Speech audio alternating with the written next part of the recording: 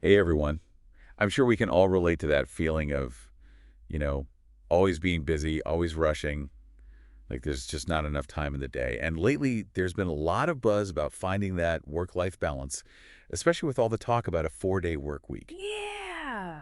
It's been pretty fascinating to see, right? Totally. So today, we're going deep on whether this 4-day week is actually a viable solution or just, you know, a fantasy. Well, and how it would work and for whom. There are a lot of different factors to consider, right? Exactly. And to kick things off, we're going to take a quick trip down to Brazil. Oh, interesting. Why Brazil? Well, because they're currently having a pretty heated debate about work-life balance. They're actually considering ditching their 6-day work week. That really, 6 days on, 1 day off, that's intense. That's the current system there. Yeah. But there's a growing movement pushing for a change. So like a 5 day week, that's what we're used to in a lot of places. It is. But in Brazil, there's a group called Vida Além do Trabalho, which means life beyond work. They're the ones spearheading this whole thing. Life beyond work, love the name. What's their strategy? Well, they've been collecting signatures for a petition to abolish the 6-day work schedule. A petition, huh? So like a grassroots movement. Exactly. And they've actually managed to gather a whopping 2.8 million signatures already. Plus, they've gotten a formal proposal submitted to Congress. Wow, 2.8 million. That's a lot of people who are clearly feeling burnt out by the current system. So it sounds like Brazil is taking a stand against overwork. Is this just a local thing, or are we seeing similar trends in other parts of the world? It's definitely part of a larger global conversation. We're seeing a lot of countries, especially in Europe, starting to experiment with 4-day workweek models, Like actual experiments, not just talk. real-world trials. Yeah. And some of the early results are pretty promising, actually. So tell me more about these European experiments. Which countries are leading the charge? Well, Belgium was the first European country to actually pass a law allowing a 4-day work week. No way. So people in Belgium can legally work 4 days a week with no pay cut. That's right. The goal is to improve work-life balance and boost the economy all at the same time. That's a pretty bold move. I'm curious, though, is it actually working? Early research suggests it might be, but the data is still coming in. Germany is also giving it a shot. They've got about 45 companies participating in a 6-month trial. Okay, so Belgium and Germany, any other countries jumping on board? Oh yeah, a bunch. Portugal, Spain, Iceland, even the UK, Scotland, and Wales are all dipping their toes into the 4-day workweek waters. Wow, it really seems like this movement is picking up steam. But let's shift gears for a moment and talk about the United States. We've got a bit of a reputation for our workaholic culture. Do you think the 4-day work week has any chance of catching on here? It's a good question. I mean, the 40-hour work week is deeply ingrained in American culture. It's been the standard since 1940, thanks to the Fair Labor Standards Act. Right, but the 40-hour week wasn't always the norm, was it? You're absolutely right. It's kind of ironic, actually, because back in the day, the 40-hour week was actually considered pretty progressive. Really? So who was the champion of the 40-hour work week way back then? None other than Henry Ford. Back in 1926, he adopted it in his factories. His research had shown him that longer hours didn't necessarily translate to greater productivity. Henry Ford. Wow, that's not what I would have guessed. It's true.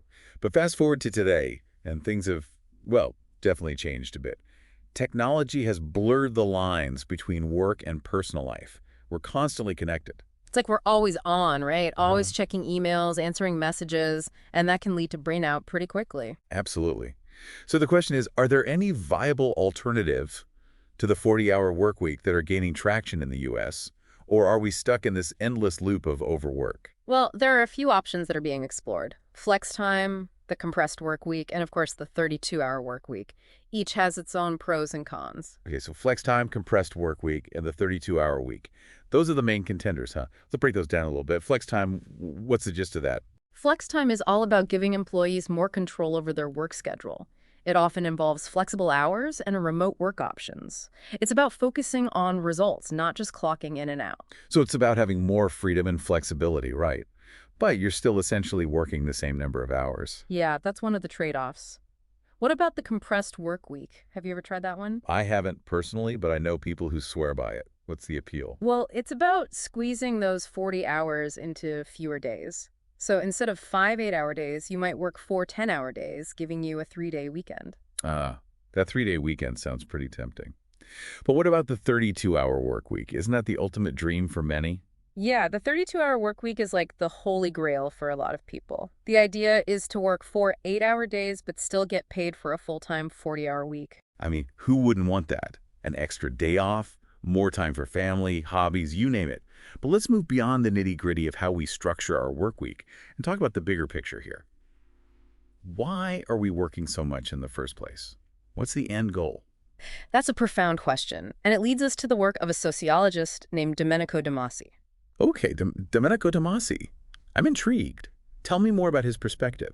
De Masi is an Italian sociologist who's known for his advocacy of creative idleness. Now, that might sound counterintuitive, but it's not about being lazy or unproductive. Creative idleness. Okay, I'm definitely curious to hear more about that. Sounds almost like an oxymoron. Right. It's about intentionally blending work, study, and leisure to live a more fulfilling life. It's about recognizing that we're not just machines designed for constant output. So it's about finding that balance between being productive and also, enjoying life. Exactly. And Damasi believes that technology, instead of making us work more, should actually be freeing up our time. I see. So leveraging technology to work smarter, not harder, and creating space for those activities that bring us joy and fulfillment. But what does De Masi think about countries like Brazil, which are grappling with these very issues of work-life balance? Well, he sees countries like Brazil as having a unique opportunity to, forge a new model for work, a model that respects both people and the environment. A new model for work. It's a powerful idea, for sure. But what would that look like in practice? How do we bridge the gap between these lofty ideals and the reality of our current work culture? That's the million-dollar question, isn't it? But the fact that we're having these conversations, that we're exploring these alternatives, that's a huge step in the right direction. It is. It's like we're finally starting to question the status quo Right. and imagine a different way of working and living. Yeah, it's like we're finally acknowledging that there's more to life than just, working all the time. Exactly. But how do we actually translate these ideas into tangible changes? It's one thing to talk about creative idleness, but how do we actually incorporate it into our lives, especially if we're not in a country that's experimenting with a 4-day work week? Well, I think the key is to start small, right? It's about making conscious choices in our daily life, even if we can't change our work schedule overnight. So, like, what are some examples of those small changes that can make a big difference? For example, instead of just scrolling through social media in our free time, maybe we take an online course in something we're genuinely interested in, or we spend more time in nature or with loved ones, or pursuing a creative hobby. So it's about being more intentional with our time, Yeah. right? Not just letting it slip away. Exactly. It's about reclaiming our time and using it in ways that nourish our minds, bodies, and souls. I love that. It's about shifting our focus from constantly doing to actually being. But let's be real for a second. Many of us are still stuck in that hustle mentality, that pressure to be productive all the time. How do we break free from that? It's a process, for sure, and it takes conscious effort. One thing that can help is to start setting boundaries, like designating specific times for work and specific times for leisure, and sticking to those boundaries as much as possible. So like creating those mental off switches. Exactly. And it's also about learning to say no more often. We don't have to say yes to every request, every meeting, every obligation. I think a lot of us struggle with that, right? That fear of missing out or letting people down. It's a common fear, but the reality is we can't do it all. And trying to do it all just leads to burnout and resentment. So it's about prioritizing our well-being and making choices that align with our values, even if it means saying no sometimes. Absolutely. And it's also about recognizing that rest and relaxation are not indulgences. They're essential for our physical and mental health. Okay, I'm totally on board with all of that. Yeah. But let's circle back to the 4-day work week for a moment. Even if we embrace this idea of creative idleness and make those personal shifts, doesn't a shorter work week require systemic change? You're right. Individual actions are important, but they can only take us so far.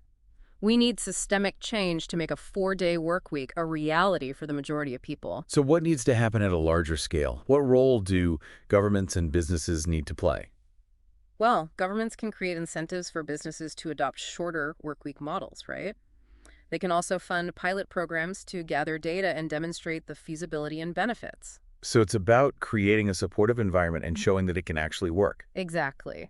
And businesses need to be willing to experiment, to embrace flexible work arrangements, and to prioritize employee well-being. So it's a collaborative effort, right? Everyone needs to be on board. Right. And we need to address the concerns of those who are skeptical, those who fear that a shorter work week will lead to decreased productivity or economic decline. So how do we counter those arguments? What's the evidence that a 4-day work week can actually be beneficial? Well, there's actually a growing body of research that suggests that a well-implemented 4-day work week can lead to increased productivity. When people have more time to rest and recharge, they come back to work more focused and engaged. So it's about working smarter, not harder. Exactly. And from an economic standpoint, a shorter work week can actually stimulate job growth and boost consumer spending, as people have more time and money to spend on leisure activities. So it's about shifting the narrative from fear and scarcity to abundance and possibility. Precisely. It's about recognizing that a shorter work week doesn't have to be a zero-sum game.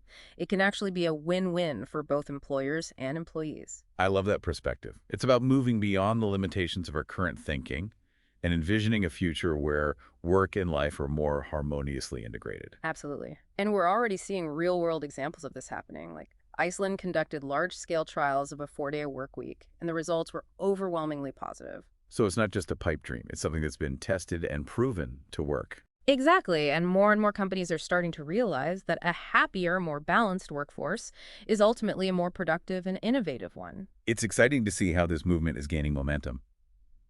But let's zoom back in on Brazil for a moment. They're in a really interesting position, given their current 6-day work week and the strong push for change.